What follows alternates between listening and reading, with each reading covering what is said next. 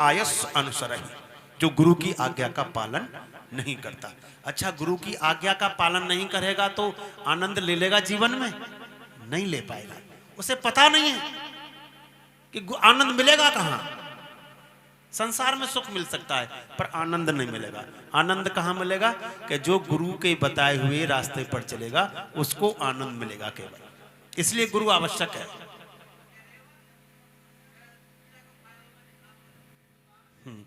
ज्यादा बात न कहते हुए आइए,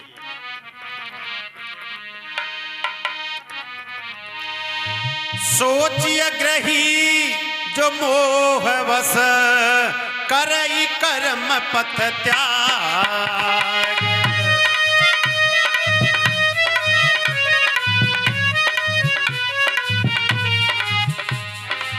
सोचिए जति प्रपंच रत विगत विवेक विराग।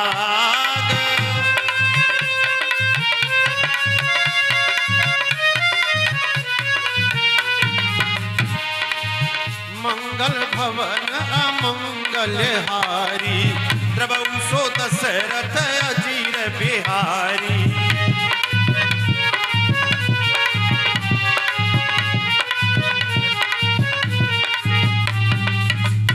सोचिए ग्रही, आश्रम के अनुसार आइए। सोचिए ग्रही जो मोहवश करई कर्म पथ त्याग। सारे संसार में डंका बजा हुआ है कि सबसे बड़ा आश्रम कौन सा है? क्या गृहस्थी आश्रम? क्या सन्यास से बड़ा? क्या हाँ? वानप्रस्थ से बड़ा? क्या हाँ? ब्रह्मचर्य से बड़ा? क्या हाँ? क्यों? अरे क्या सारे आश्रम इसी से उत्पन्न होते हैं, इसलिए गृहस्थ आश्रम बड़ा है।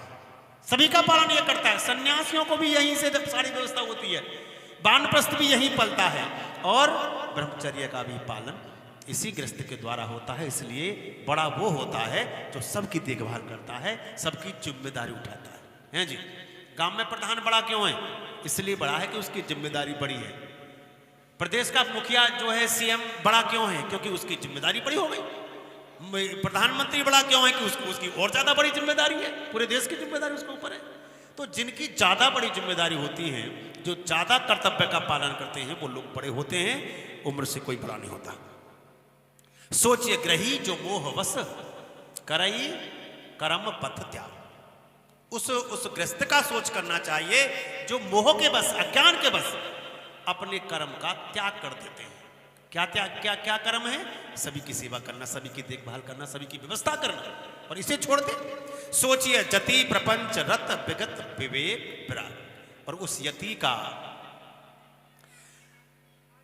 उस सन्यासी का सोच करना चाहिए जो प्रपंच में फंसकर, माया में फंसकर अपने वैराग्य का, अपने विवेक का त्याग कर देता है, उससे हीन हो जाता है। ऐसे उस सन्यासी का भी सोच करना चाहिए। बीच में एक आश्रम छोड़ा, उसको बाद में लिया। वो कौन सा? वे खानस सोई सोचिए जोगू,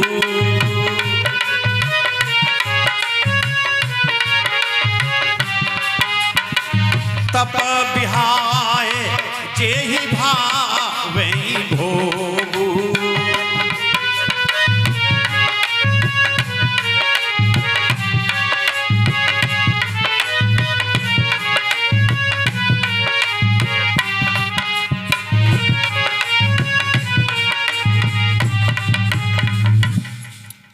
वे खानस सोई सोचिए जो,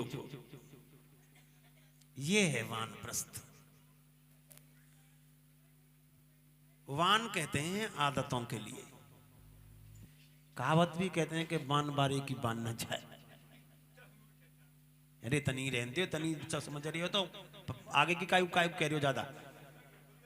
मैं यहां से वो बात कही जाती है जो केवल समाज में कहने योग्य है। सारी बात नहीं कही जा सकती, समझ वाले लोग समझ जाते हैं। बान कहते हैं आदत के लिए। और कौन सी आदत? जो इससे पहला आश्रम है, गृहस्थी आश्रम में पड़ जाती है। अच्छा खाने की, नमक कम हो तो खावे ना के यम का है टेस्ट सब्जी में, खानी सब्जी है, बाजी बाजी तो फेंक के ही मार दिया। दुनिया भर की बातें सुनाता है भोजन बनाने वाली को। अरे उसका एहसान मान के तुझे भोजन बना के दे रही है। तो ये जो आदत पड़ गई है, इनका जो गृहस्थ में रहकर ही त्याग कर देता है, इस चीज को वानप्रस्थ कहते हैं। परंतु ऐसा करते नहीं है लोग। जो आदत पड़ जाती है वो बात तक पड़ी रहती है। बड़े बूढ़े लोग यूं ही परेशान है कि बहू आई कहा कि खाना बढ़िया बनावे ना, अरे जैसो बना रही का ऐसो खा ले, तो वही मस्त टेस्ट आने लगेगा, जरा खा के तो देख मन से। पर वो मन में ये चढ़ा हुआ कि ना मेरी पत्नी अच्छा खाना बनाती थी कि बहू आई का क्या ना बनावे बढ़िया खाना, कभी जीवन में टेस्ट नहीं आ सकता है। और ये मानकर खाइए कि अब जो खाना बन के आ रहा है ना, ये संसार का सबसे अच्छा स्वादिष्ट भोजन है, आपको आनंद आने लगेगा उसी भोजन में। तो बेखानस कह रहे हैं, बेखानस सोई सोचियो जोगु, वो वानप्रस्थी सोच करने के योग्य है। कौन से वाला? जरा ध्यान से सुनिए कि तप विहाय, यही तप है। तप वो नहीं कि जंगल में जाकर के धुनी लगा ले, यही तप है। अगर घर में अन्न ना हो, घर में खाने को ना हो और उपवास रख लिया जाए कि जो आता हम बरती हैं, बरती का त्यसी हो, जब भोजन ना घर में तो का खा लियोगे हैं? लेकिन सारे व्यंजन घर में हो खाने के लिए और उस दिन उपवास रखा जाए, वो उपवास माना जाएगा। तो गृहस्थ में रह करके गृहस्थ की जो आदत पड़ी हुई है, उन सब का त्याग करते रह करके ये वानप्रस्थ है। और जो नहीं छोड़ते हैं, यही भावई भोगू, और जिनको भोग अच्छा लगता है, अच्छी सामग्रियों का के लिए मन ललचाता है, समझ लो वो वानप्रस्थ जो है वो सोच करने के योग्य है। सोचिए, पिसुन कहते हैं चुगलखोर के लिए। बहुत से लोगों को आदत पड़ी होती है यहां की वहां और वहां की वहां करने की है। ऐसे चुगलखोरों का सोच करना चाहिए जो बिना ही कारण क्रोध करने वाले हैं। और कैसे लोगों से क्रोध करने वाले कि जननी, जनक, गुरु, बंधु। जननी माने मां का भी विरोध करते हैं, जनक माने पिता का विरोध करते हैं, गुरु का विरोध करते हैं, और बंधु माने भाई का विरोध करते हैं। ऐसे उन चुगलखोरों का भी सोच करना चाहिए। और देखिए हर प्रकार से जो सोच करने योग्य है, कहने लगे तुलसी बाबा,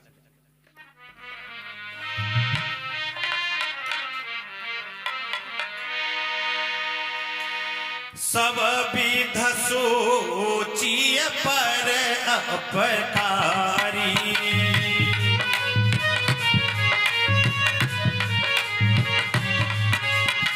निज तन पोषक निर्दय भारी,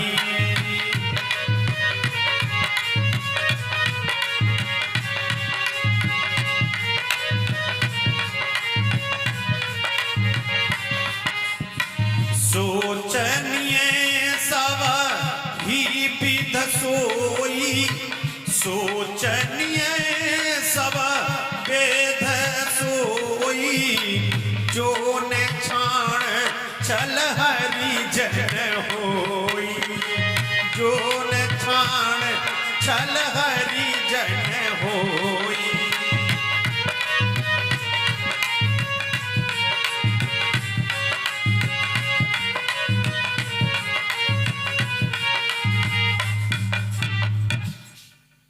सब विध सोचिए पर अपकारी, वह तो हर प्रकार से सोच करने के योग्य है जो हमेशा दूसरों का अहित चाहता है, बुरा चाहता है।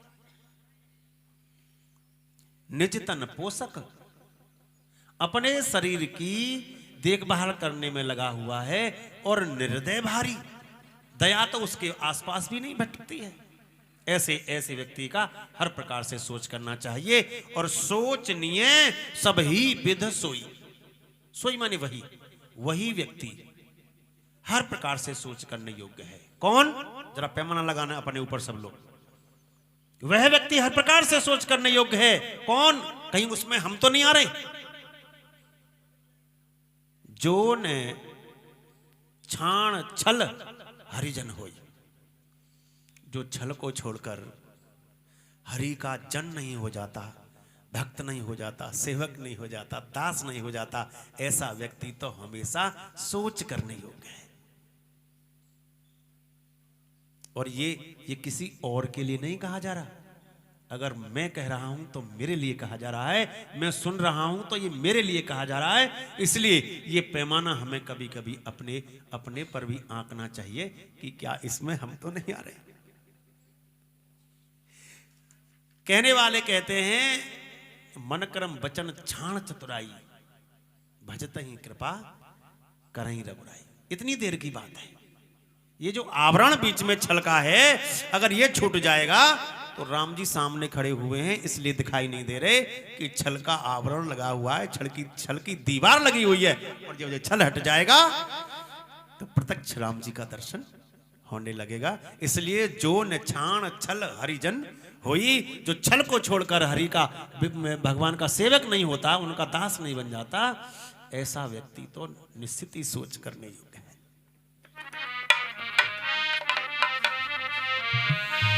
कहने लगे गुरुदेव, सोचनीय नहीं कौशल राऊ सिया राम जी की जय बोलो।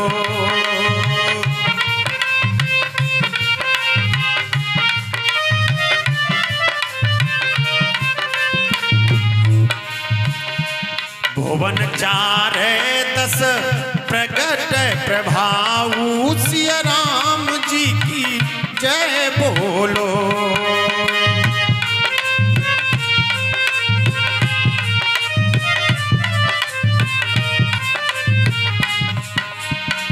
भये ऊन अघइन भुवन हारा, भूप भरत जस पिता तुम्हारा।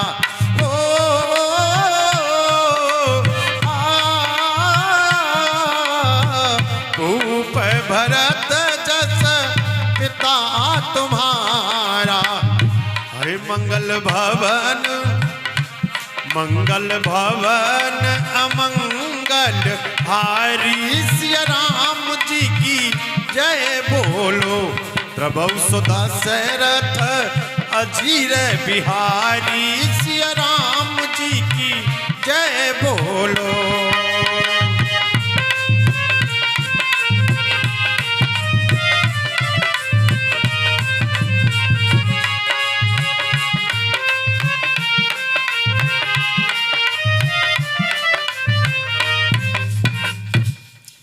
गुरुदेव कहते हैं सोचनीय नहीं कौशल राव। हे भरत जी, अरे जिनके लिए आप सोच कर रहे हैं, आपके पिता तो बिल्कुल भी सोच करने योग्य नहीं है। क्यों नहीं है? कि भुवन 4-10 प्रकट प्रभाव, 4 और 10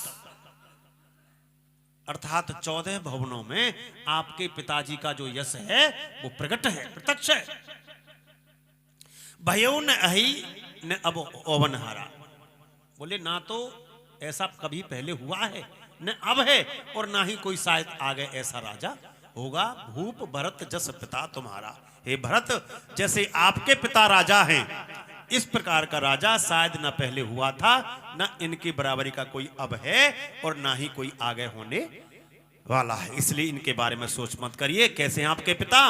कि विद हरि हरु सुरपत दिसना था, बर नहीं सब दशरथ गुण गाथा। अरे मेरी तो बात छोड़िए, आपके पिताजी का जो यश है उनकी प्रशंसा कौन कौन लोग करते हैं? विधि ब्रह्मा जी, हरि विष्णु जी, हर शंकर जी, और दिशिनाथा दिग्पाल जो दिशाओं के स्वामी हैं। ये सब के सब आपके पिता के गुणों की गाथाओं को कहते रहते हैं। इसलिए आपके पिताजी सोच करने योग्य नहीं है। कहे तात के भात को करई बढ़ाई तास।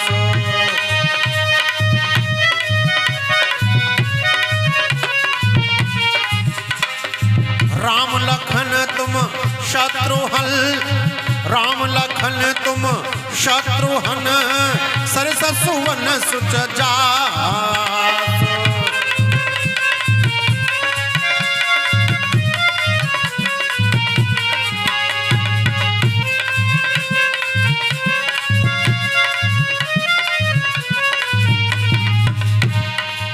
मंगल भवन अमंगल हारी, प्रभु सो दशरथ अजीर बिहारी।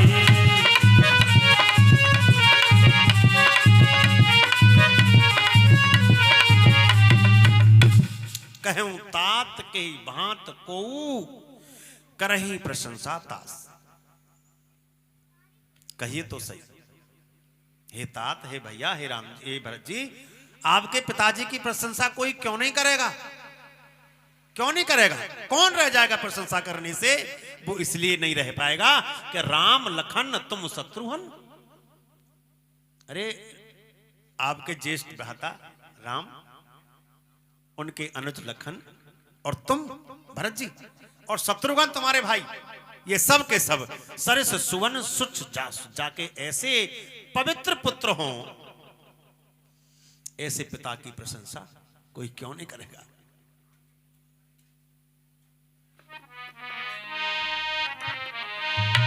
सब प्रकार भूपत बड़ भागी,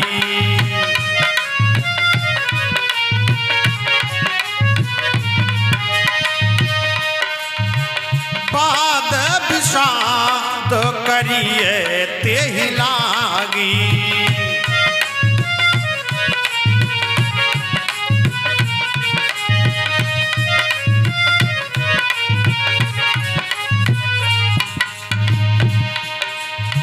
यह सुन समझ सोच पर हरहूं, यह सुन समझ सोच पर हरहूं, सिरधर राज रजायस करहूं।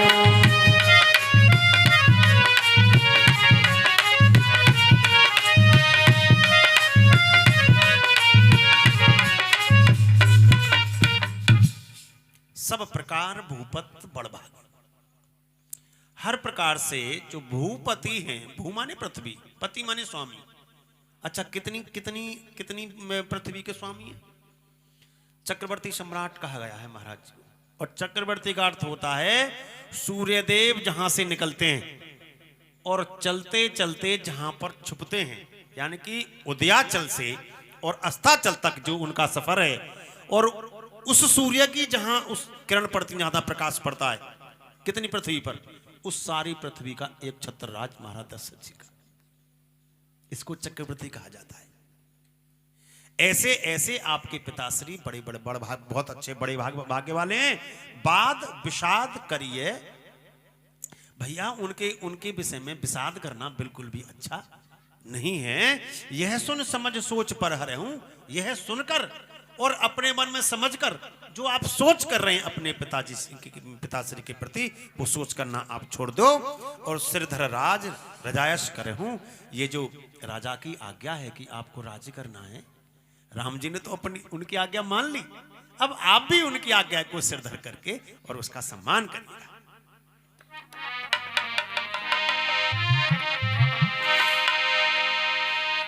राय राज पद तुम कहूं दीना, सीतारामा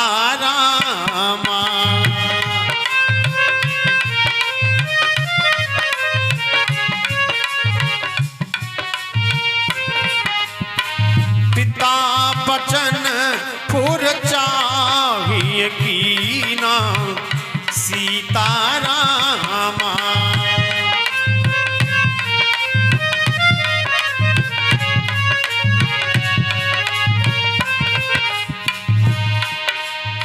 तजे राम जही बचन लागी, तनो पर हरऊं बिर बिरहागी, मंगल भवन अमंगल हारी, सीतारामा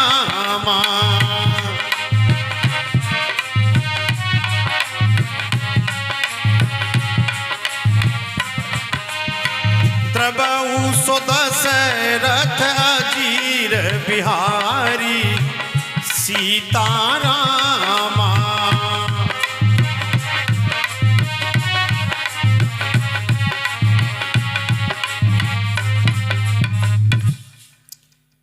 राय राजपत तुम कहूं दीना। गुरुदेव ने कहा है भरत, ये जो राज का पद है ये आपके पिताश्री ने आपको दिया है। पिता बचन पुर चाहिए कि ना, इसलिए आपको अपने पिताजी की उस बात को सत्य करना चाहिए। तजे राम जही बचन ही लागी, अरे राम जी ने जिनकी आज्ञा पाकर और इस अयोध्या को छोड़ दिया। तन पर हरहूं राम बिरहागी, परंतु राम जी की ब्रह की अग्नि से उन्होंने अपने शरीर को आहुत कर दिया। ऐसे ऐसे आपके पिता सोच करने योग्य।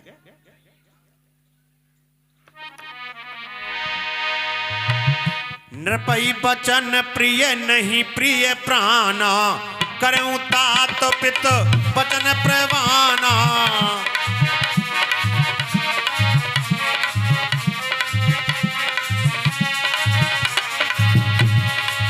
करऊं शीश धर भूप रजाई, यह तुम कहे सब भांत भलाई।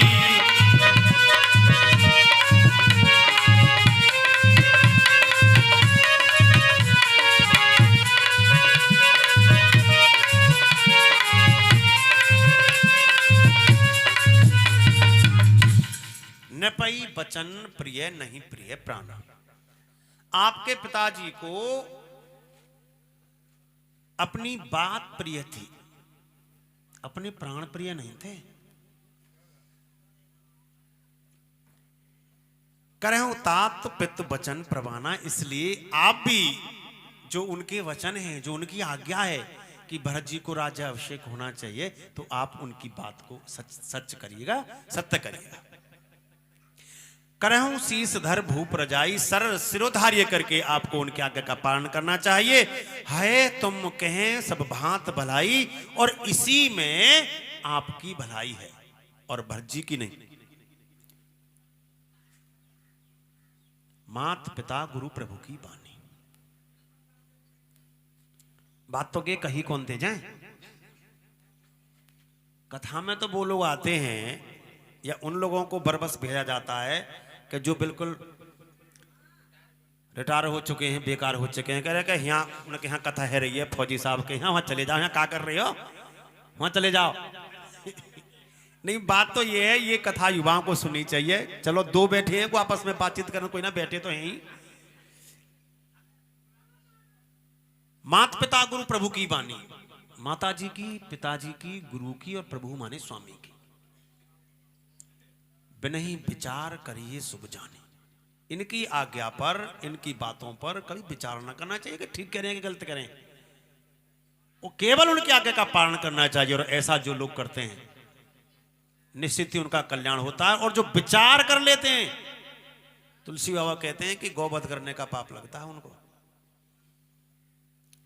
जो गुरु के आदेश पर विचार करता है, गुरु की आज्ञा पर विचार करता है कि करना चाहिए कि नहीं करना चाहिए, गुरु जी ठीक करें कि नहीं करें, तो जब तेने गुरु बना ही लें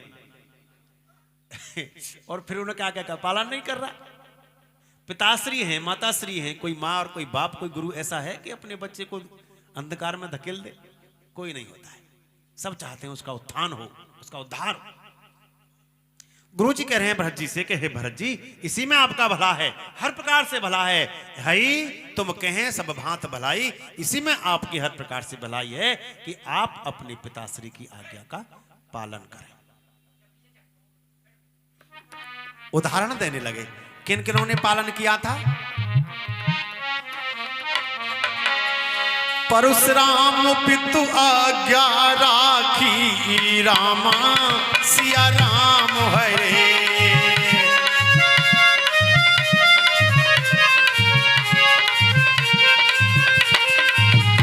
अरे मारी मात लोक सब साकी, रामा सिया राम हरे।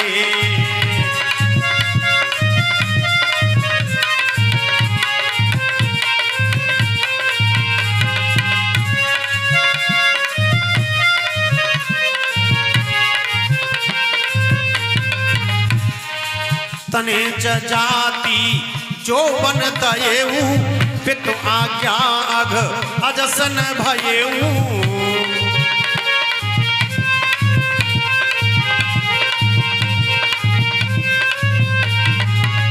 मंगल भवन अमंगल हारी, रामा सिया राम हरे।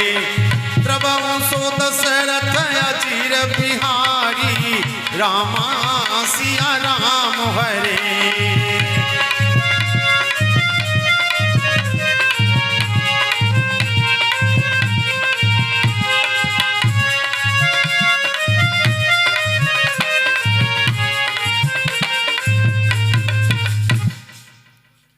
उदाहरण देने लगे गुरुदेव, परशुराम पितु आज्ञा रखे। आपने परशुराम का नाम तो सुना होगा। हाँ, उन्होंने अपने पिता की आज्ञा का पालन किया। क्या आज्ञा का पालन किया? क्या मारी मात? सेवा में जरा सी देर हो गई, बाहर से घूम के आई माता जी रेणुका जी, तो परशुराम जी के पिताजी ने कहा कि परशुराम सर को धड़ से अलग कर दो। ये नहीं पूछा कि क्यों पिताजी, फरसा से और मां के सर को अलग कर दिया। बड़े प्रसन्न हुए, बोले मांग ले जो मांगना चाहता है कि माता जी जीवित कर दो। दूसरा उदाहरण दिया, तने जजाति जोवन दयऊ। ययाति के पुत्र ने, ये राजा हुए हैं ययाति, ये इनका ये भोग से तृप्त नहीं हुए, तो कहते हैं अपने अपने ज्येष्ठ पुत्र से कहा कि भाई, कई पुत्र थे इनके, कहा कि भाई मुझे जो है आप अपना यौवन दे दे। अरे पिताश्री क्या बात की, ये यौवन आपका ही तो है। यौवन माने जवानी। और उस ययाति के पुत्र ने पिता के कहने पर अपनी जवानी अपने पिताजी को अर्पण कर दी। पिताजी की आज्ञा थी, इसलिए कहते हैं कि पितु आज्ञा अघ अजस न भयऊ। पिता की आज्ञा पालन करने पर ना तो परशुराम जी को और न ययाति के पुत्र को, ना तो उन्हें अगमाने पाप लगा और ना उनका अपयश हुआ। क्यों? कि वो अपने आप थोड़ी कोई काम कर रहे हैं, वो तो पिता की आज्ञा का पालन कर रहे हैं। इसलिए उनको अग नहीं, उनको पाप नहीं लगा, बल्कि उनका सुंदर यश सारे संसार में फैल गया। अनुचित उचित विचारो तज, जे पालई पितु बेन।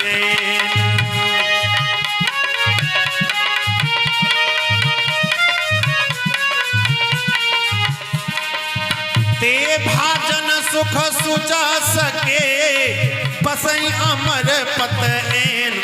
सियावर राम जय जय राम, मेरे प्रभु राम जय जय राम।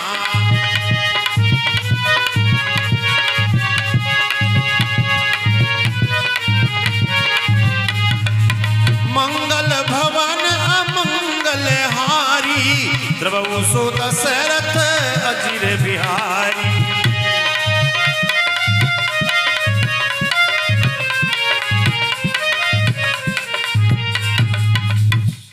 अनुचित उचित विचार तज, जे पालई पितु बेन।